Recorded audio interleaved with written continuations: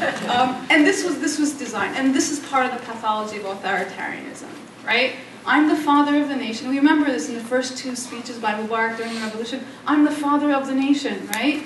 You don't know Egypt like I know Egypt. Do you see who's standing behind me waiting? This is part of the natural design of the system. And so the exclusion of all these other movements naturally posits them against the Muslim Brotherhood today. And so they're constantly vying for support of the population, and it's seen at the expense of those articulating religious platforms.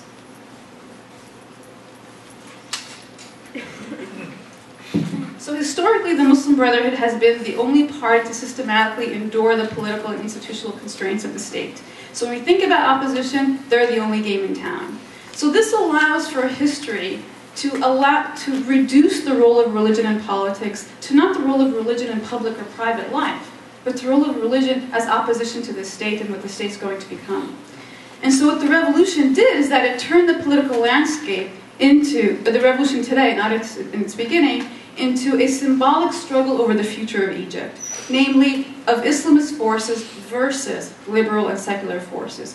These are all manifestations of the political discourse, and we saw the discussions on referendum, not just here in the United States, but referendums overseas, on the Constitution being framed in these very constructs.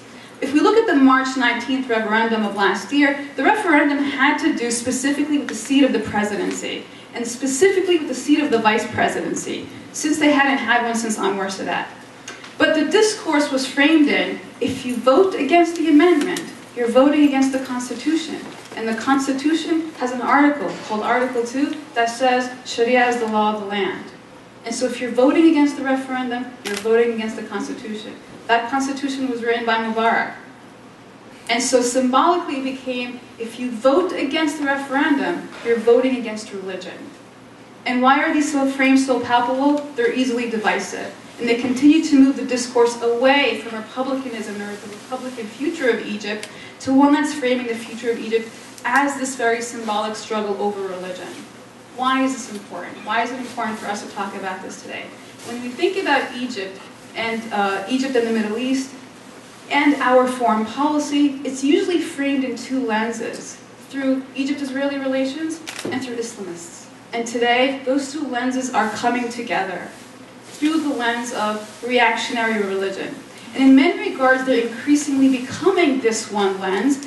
And so as I hope that my brief introduction to religion and politics in Egypt has shown, is that this lens for us needs to be more complicated. We need to understand how the regime historically has used and manipulated religion to construct a space where religion is the only game in town if you want to talk about politics. Because the ideological and political landscape in Egypt is still evolving, we need to be aware of this as we begin to react to what's happening over there.